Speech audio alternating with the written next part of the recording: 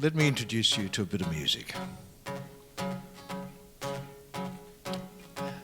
When I first went to Mojo in the mid-80s, the two boys that started the agency asked me if I would take over creative responsibility for an account that they'd just started on.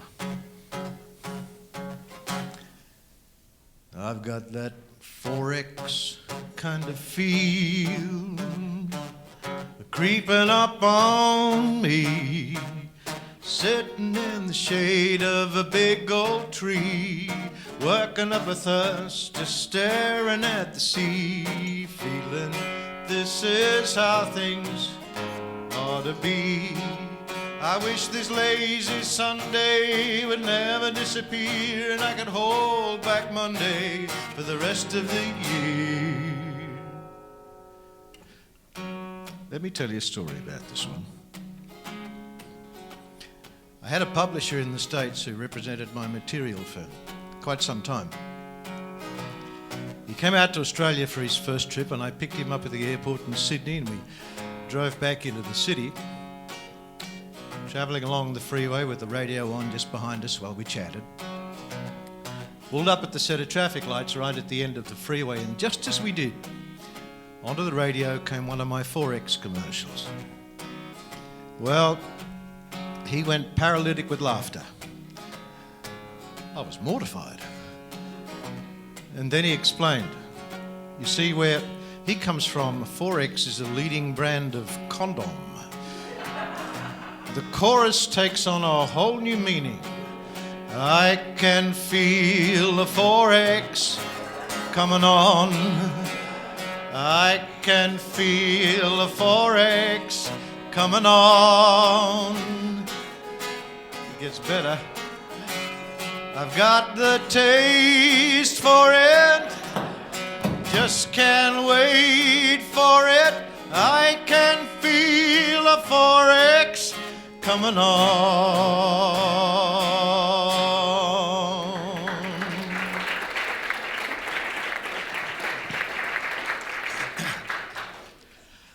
I guess the lesson to be learnt in all of that was that good communication, irrespective of how good we as producers and creators of it might think it is, only ever really works when we understand what the audience brings to the things that we are trying to sell them. It doesn't matter what we believe, it matters what the audience believes.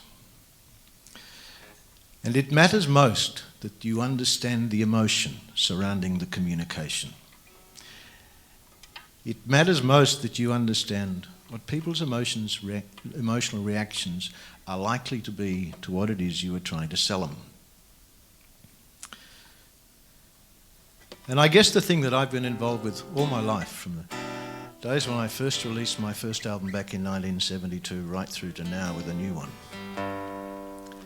has been trying to find ways to communicate the things that were important to me. And I've dug into my own life as a songwriter, and I've dug into my own life as a creator of advertising. Because in the end, while that might seem to be a fairly selfish way to create, in the end, my experiences and my life is no different to that of anybody in this room or anybody else out there in a much broader audience. The things that I go through, the things that I live through, the things that are important to me are no different to what anybody else thinks about. I write about them. I find a way to express them. I find a way to communicate them in such a way that it digs into the emotions that stir me. And I know if I do that accurately, and I know if I do that well, then I will stir others. And I know if as good communicators, we all manage to do that. We'll stir others. We'll convince others about the things that we want them to believe in. Or most importantly, we'll convince others of the things they already believe in, but shed some new light on them. The other thing that's important about it, of course, is that if you build an emotional bond with your marketplace, it is very difficult for a competitor to come along with a rational argument and try and take that customer away from you. Because if you've got a very strong, powerful emotional bond, rational arguments, more often than not, don't work. About 18 months after I joined Mojo, the agency was awarded one of the biggest advertising accounts in Australia. That of what was TAA. It was to become a new airline. It was to become Australian Airlines. And Mojo had been given the account by James Strong, who'd taken over as managing director of the business, without a pitch. We'd been given 6 weeks to create a new campaign on which they were going to be prepared to spend a great deal of money. If you change an airline's brand, you engage yourself in a massive financial undertaking because you've got to change the livery, you've got to change every single piece of communication, and most of all, you've got to convince the marketplace of the value of the change that you are introducing them to. At the end of the 5th week,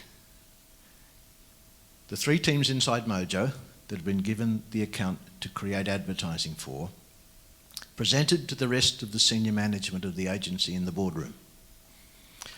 Mo and Joe had started Mojo and had built enormous reputations as wonderful communicators, had done a campaign. I'd done one with another writer called Doug Watson. A writer called Tony Fisher and his art director, Warwick Wood, had done another. At the end of that presentation, which must have taken a good 4 hours, we all looked at each other and said, bloody good work. Work almost any other agency would be really proud of. But we hadn't cracked it. We were due to present to the client the following Thursday, and we didn't have a campaign we believed in. Despite all the work, despite the investment we'd made, and we'd spent a lot of money, I'd written a music-based campaign, and we'd talked about the quality of our service, the quality of our food, our on-time running, all of the traditional things you might conclude that in the end would be important to the marketplace.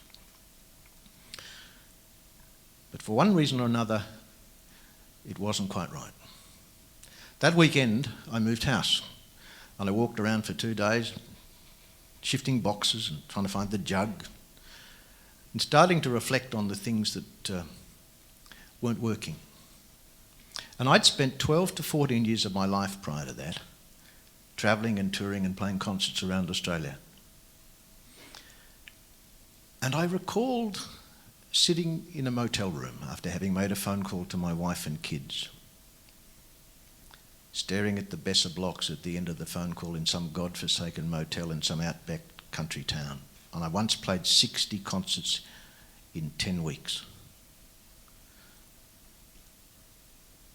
At the end of that conversation, all I really wanted to do was get on a plane, go home and look my wife and kids in the face and say, I love you. And it suddenly occurred to me, if I could tap into that emotion, if I could find a way to tell that story,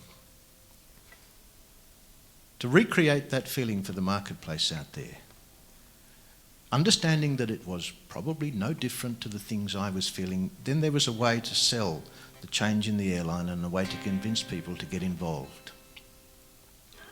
On the Monday morning, I went back into my office in Mojo in the old art gallery building where the business had been established in Glenmore Road in Paddington in Sydney, and sat down, and in not much more than about 45 minutes wrote the song that ultimately became the campaign for Australian Airlines. It wasn't a piece of strategic marketing speak, it was pure emotion. It came out that quickly. Because the thing I managed to do was tap into what was important to me about wanting to get on an aeroplane and go home. I wrote the full song. We changed it only a little for what became the campaign for the airline.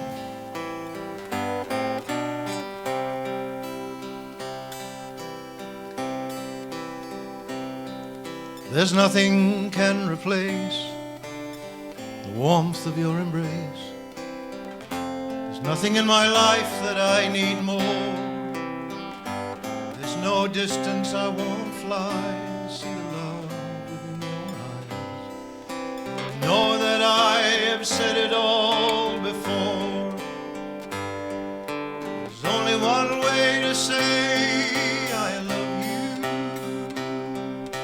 I long to see the laughter in your face. I can call you on the phone, but when it ends we're still alone. I need to say I love you face to face. If I could fly,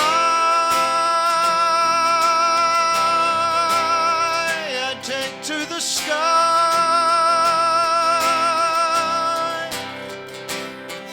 I know sometimes at night I can see you in the light. I need to say I love you face to face.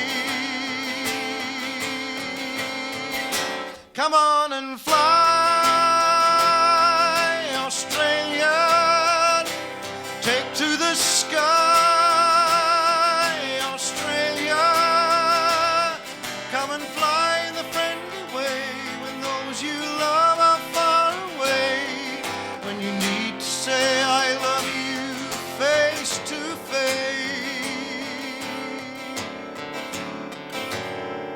When you need to say I love you face to face.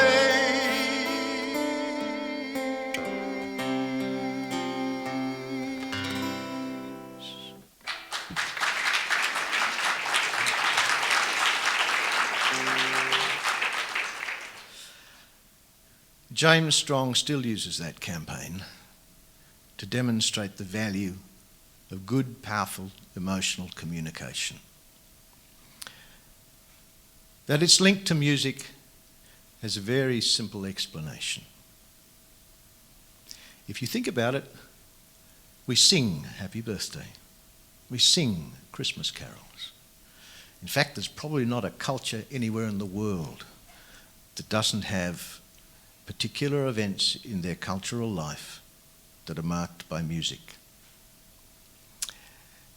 It's one of the most powerful ways to dig into the emotional depths of the things that are important to us.